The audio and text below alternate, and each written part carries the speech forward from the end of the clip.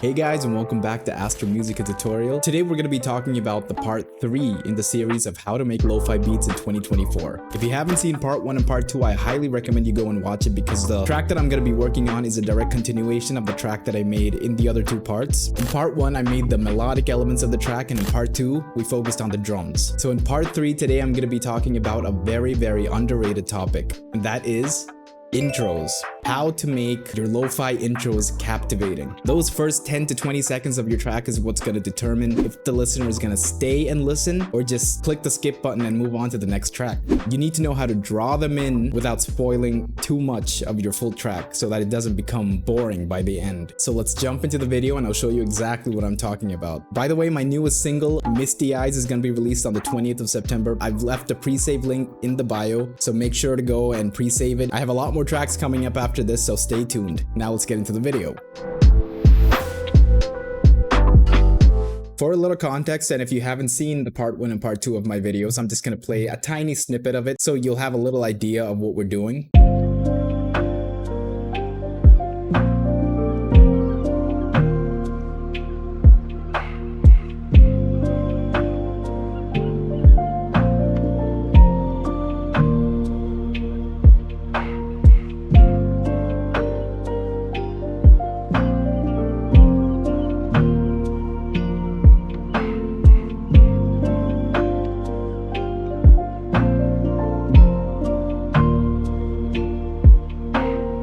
I feel like the body of the track is pretty good, but then even if the body of your track is good, it's gonna mean nothing if your listener doesn't even get past the intro. So let's spice up that intro. So what I generally like to do is take the main chord progression of the song, copy it and paste it in a fresh new pattern, and then raise it up an octave.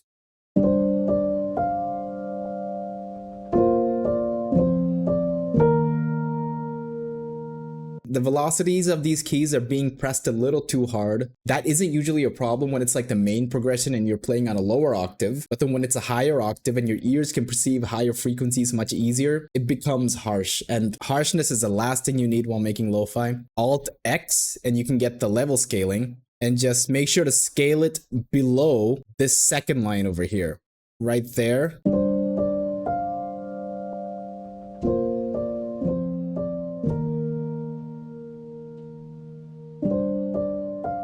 You can even go on to the third line, because if you raise it up,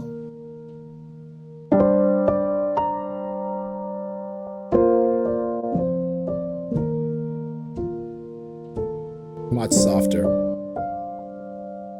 To make it easier, you can load in a new piano plugin and paste it, because right now the main piano plugin that I'm using, it's being processed for higher velocity, so it's gonna have that natural harshness to it, slight harshness.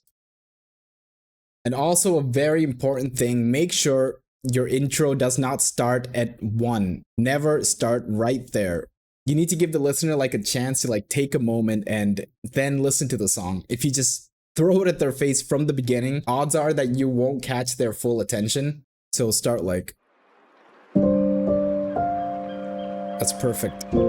If you're having an ambience like this, that you can start from number 1. That's very nice to like build up the ambience and build up the soundscape as an intro for your song, or as an intro for your intro. Some producers wait like a whole bar or something before they put the chord progression in, but I think that's just stalling a little too much. This is how I personally do it, and it works for me. Nowadays, they say that listeners don't like very long intros. They do like it when the drop comes earlier. So because of that, I think like 8 bars is perfect. Now, as you can see, I did a little something in the intro already because I didn't really trust myself to make this entirely on camera, and I wanted to show you guys something to the best of my abilities. So what I like to do, I try not to use new sounds in the intros. I like to reuse the elements in the full song. So if there's a melody or something, I take the melody pattern. This is the piano melody.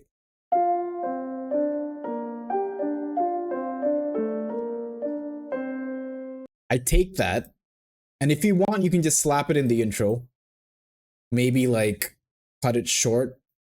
Have the first half like repeating twice. Just call it a day like that. What you want to do is tease the listener to give them a glimpse of what's coming up. without revealing too much. Recently, I've discovered a whole new way to keep the listener interested and to keep them guessing, constantly guessing. You guys know what a sample chop is, right? Taking a sample and chopping it up and making it into something new. That's basically what I do with the pattern. I go through the pattern, I change the placement of the pattern with the chord progression and just see how it lines up.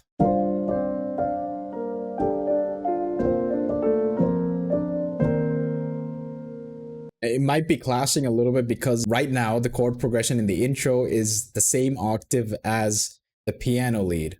So let me change this back to the normal octave, but there will be a difference because we have significantly reduced the velocity of this pattern compared to the main pattern. So this would sound like it's much softer. You always have to make sure that the intro does not overpower the main drop in the main song. Most of the elements in the intro, they have to be at a lower volume than the main song. Now the piano lead with the chord progression will sound like this.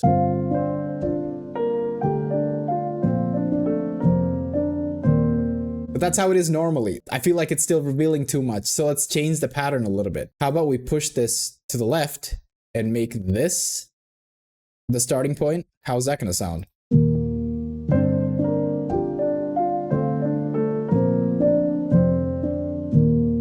See, it's already changing. It doesn't sound good, but then it's still changing. This is why I did this off camera, because it might take a little while to find the right spot, the right pattern. So what I came up with was this.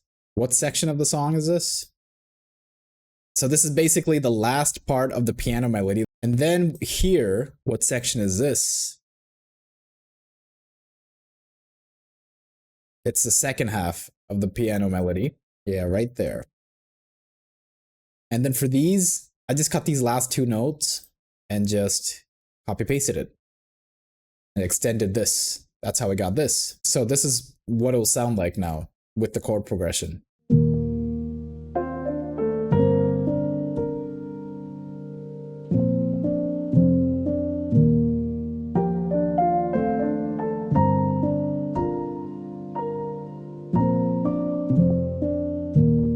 See, it gives them a hint of the piano melody that's coming up, but at the same time, it's gonna throw them off when the actual piano melody comes in. And once you're absolutely sure of the piano melody, the intro melody that you made, consolidate that into a pattern.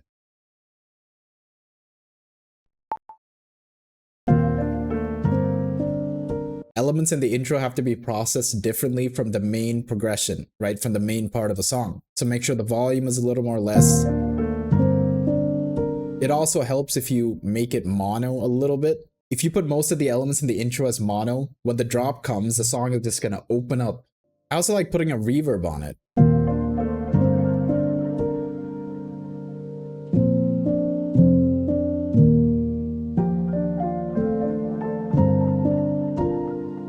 Maybe a pancake so that it just pans from left to the right, but not too much though. Put this mix in like 50%, 40, 45.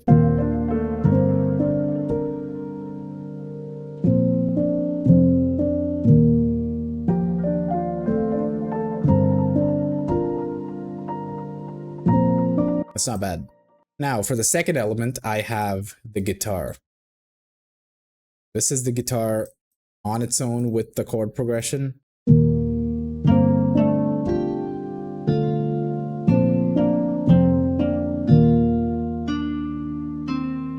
I did the same sample chop technique. See, it lines up like this. This is how I made it. I made something repetitive as a buildup of some sort. So this is what it sounds like.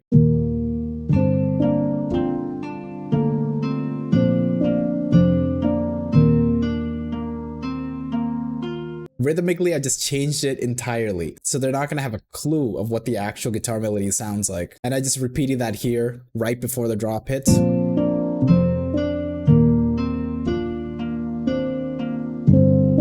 And then finally, what do I have over here?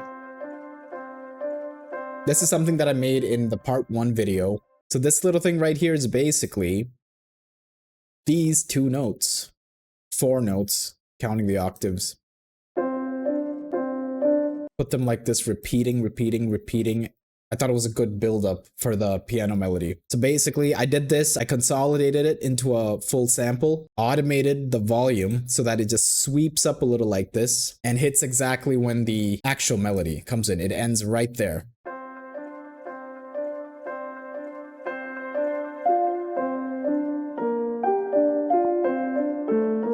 I lowered the volume of the sample and I made it a little mono as well so that when the actual piano melody hits, the song just opens up. The melody opens up and it just kicks it into another level. Yeah, those are the 3 elements. Another thing you can do, let's see. If you want, you can add the pad from the beginning itself.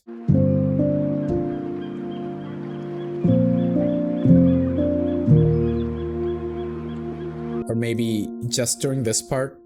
Leave it silent during the first half of the intro. Then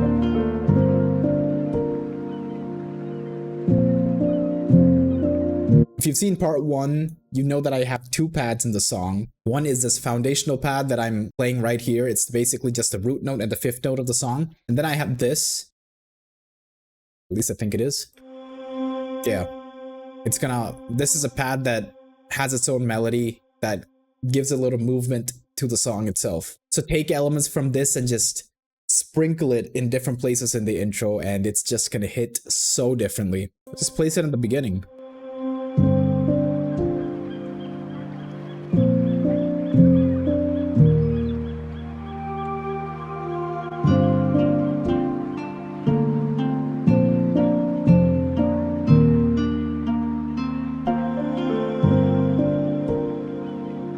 Position was nice, but I think we could use a different note. What about you? What are you supposed to be?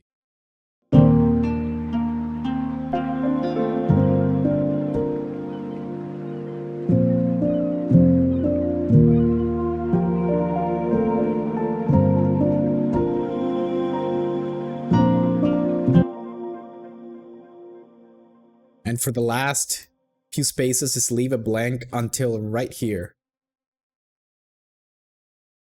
You can use this as like a riser.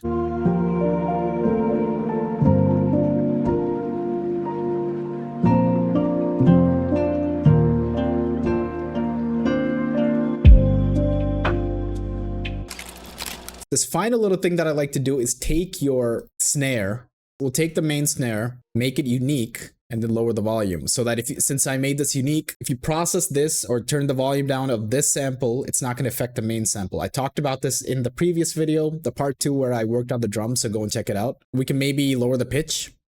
I made it into a sleepy lo-fi snare. Perfect.